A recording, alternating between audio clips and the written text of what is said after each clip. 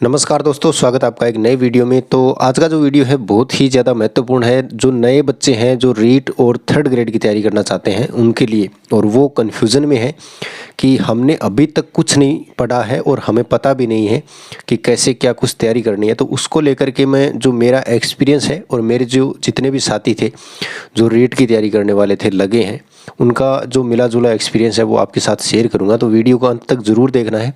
और अगर आप चैनल पर नए हो और इसी प्रकार की और भी वीडियो देखना चाहते हो हेल्पफुल, तो आप चैनल को सब्सक्राइब कर सकते हो ताकि आपको भविष्य में है वो वीडियो जब भी मैं डालूँ तो उसका नोटिफिकेशन आप तक पहुँच जाए और आप वीडियो तक पहुँच जाए। ठीक है, और अच्छा लगे तो आप शेयर भी कर सकते हो। ठीक है, तो चलिए वीडियो शुरू करते हैं कि रीट की जो वैकेंसी है वो आने वाली है, आएगी ज़रूर। और जुलाई में ये बात बिल्कुल स्पष्ट हो जाएगी कि थर्ड ग्रेड की वैकेंसी है वो कितने पदों पर आएगी, उसके लिए कितने पेपर होंगे। और ये जैसे ही जून में आपके आचार संहिता हट जाएगी और जुलाई में ये चीज़ें लगभग अपन उम्मीद कर रहे हैं कि क्लियर हो जाएगी कि कौन कौन सी वैकेंसी है वो कितने पदों पे आएगी। यानी जो घोषणा हुई है उनका क्लासिफिकेशन यानी वर्गीकरण है वो कर दिया जाएगा। ठीक है, तो अब मैंने जो थंबनेल भी डाला है कि आप रीट की तैयारी कर रहे हैं तो उसके लिए कौन सा ऐप आपको लेना चाहिए या कोचिंग करनी चाहिए, और इसके अलावा आपको है वो नोट्स बनाने चाहिए या नहीं बनाने चाहिए, ये दो तीन बातें हैं, इन पे अपन बात करते हैं। तो सबसे पहली बात ये आती है कि ऐप लेना चाहिए या कोचिंग करनी चाहिए। इनमें मैं आपको अंतर बता देता हूँ, यानी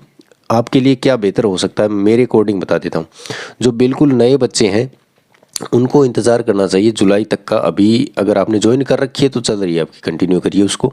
अगर आप सोच रहे हैं तो आप जुलाई तक का वेट कीजिए और जुलाई में ये चीज़ें स्पष्ट हो जाएगी कि एक पेपर होगा या दो पेपर होगा।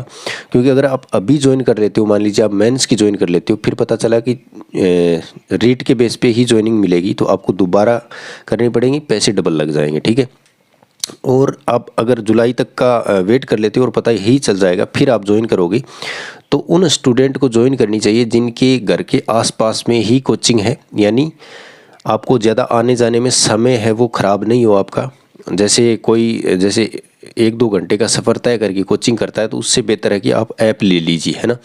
क्योंकि आपका जो 2-3 घंटे का समय है वो बहुत ज़्यादा मायने रखता है और उसमें आपको पता नहीं चलता, फ्लो में वो टाइम निकल जाता है। अगर वो टाइम आप स्टडी को देते हो तो बेहतर कर पाओगे आप। ठीक है, तो ये चीज़ हो गई कि आपको कोचिंग किन को ज्वाइन करनी चाहिए, जिनके आसपास में कोचिंग है या बिल्कुल जो रूम लेके रह सकते हैं, जिनकी आर्थिक स्थिति ठीक है वो कोचिंग ज्वाइन कर सकते हैं। वहाँ पे कोचिंग के आसपास रूम ले करके पीजी वगैरह की व्यवस्था करके और वो अच्छे से कर सकते हैं। यानी जिनकी आर्थिक स्थिति बहुत ज़्यादा अच्छी है, जिनके पास में टाइम बहुत ज़्यादा है, वो कोचिंग ज्वाइन करें निश्चित रूप से। कब करें? जुलाई के बाद करें जब स्थिति क्लियर हो जाए।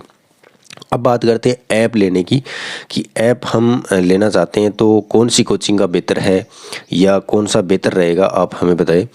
तो मेरे अकॉर्डिंग, मेरे जो साथी हैं उनके अकॉर्डिंग, मैंने भी हालांकि एक ऐप लिया था इसका, क्योंकि मैं यहाँ पे ऐप का नाम नहीं ले सकता क्योंकि ये चीज़ें हैं ना वो क्या होती है कि पब्लिश होती है और इस पर फिर मेरे ऊपर खतरा रहता है। चैनल के ऊपर मेरे साथ में बहुत सारे हादसे हो चुके हैं चैनल पे, इसलिए मैं इस चीज़ों से बचूंगा। तो मैं नाम नहीं लूँगा, सिर्फ आपको एक हिंट दे दूँगा, आइडिया दे दूँगा कि आपको ऐसा एप्लीकेशन नहीं लेना है जैसे मैंने लिया था। और मैंने ले लिया था, नाम बड़ा था इस आधार पे और मैंने ले लिया। फिर क्या हुआ कि मेरे एक चीज़ मैं आपको बता देता हूँ बीच में थोड़ा सा, कि ऐसी एप्लीकेशन आप बिल्कुल मत लीजिए जो क्या करते हैं कि पहले यानी जिनकी बुक आती है हर सब्जेक्ट की, है ना, वो क्या करते हैं कि मेरे साथ ये हो गया था धोखा।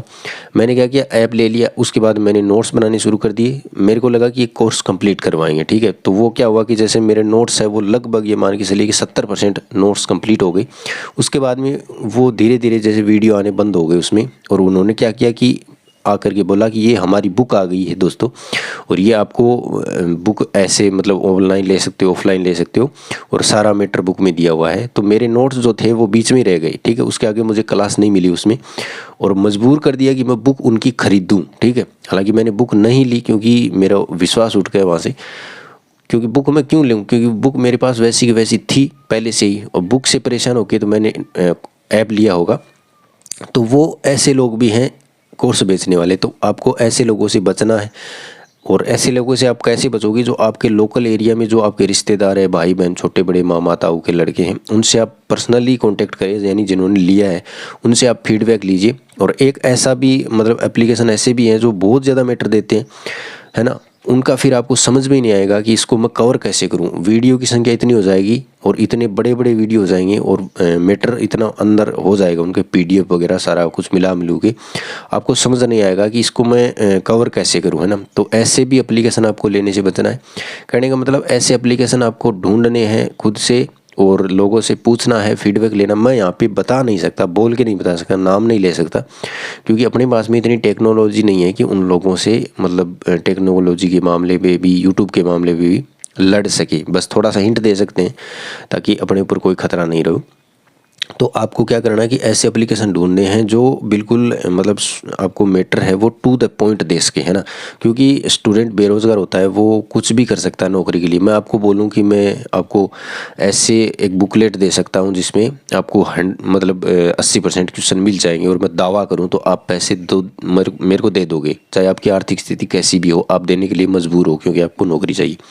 तो आपको सोच समझ के ऐप लेना है। और उसके बाद बात आती है नोट्स बनाने की। तो नोट्स आपको 100% बनाने चाहिए, क्योंकि नोट्स जब आप बनाते हो तो आपको तकलीफ़ होती है बहुत ज़्यादा, लिखने में दिक्कत होती है, मन नहीं करता, आपको लगता है कि यार बहुत ज़्यादा है, बुक से पढ़ लेंगे, है ना, हाथ भी दर्द करेगा, पेन भी खर्च होंगे। लेकिन जब आप कंप्लीट नोट्स बना लोगे किसी भी सब्जेक्ट का, तो आपको दोबारा उनको जब पढ़ोगे तो बहुत आनंद आएगा और टाइम भी बचेगा। यानी जो नोट्स बनाने में जो टाइम लग रहा है वो बाद में अपने अंत में काम आएगा। और जो नोट्स होते हैं वो एग्ज़ाम टाइम जो होता है एकदम 2-3 महीने एग्ज़ाम के पास वाले, उसमें बहुत ज़्यादा हेल्पफुल रहते हैं। ये मैंने आजमाया है और मेरे नोट्स के आधार पर ही अच्छे नंबर आए हैं पिछली रीट में, बहुत अच्छे। क्योंकि नोट्स को क्या होता है कि जो नोट्स अपने खुद से लिखे होते हैं ना, उनको हम रिवाइज़ बहुत अच्छे से कर पाते हैं और बहुत कम टाइम में रिवाइज़ कर पाते हैं। जैसे मैं आपको उदाहरण दूँ तो जैसे भौतिक प्रदेश वाला जो चैप्टर है, राजस्थान का नामकरण से लेकर के कंप्लीट भौतिक प्रदेश, बहुत बड़ा चैप्टर है। इसको अगर आप बुक से क्लास से पढ़ोगे तो आपको बहुत ज़्यादा टाइम लगेगा। अगर क्लासों से पढ़ोगे तो आपको लगभग ये मान के चलिए कि 15 क्लास से कोई भी टीचर है वो देगा इसकी, ठीक है, बिल्कुल डिटेल से पढ़ाएगा। तो उसी के अगर आप नोट्स बना लेते हो तो आप 1 घंटे में उन नोट्स को रिवाइज कर सकते हो, ठीक है, बहुत अच्छे से।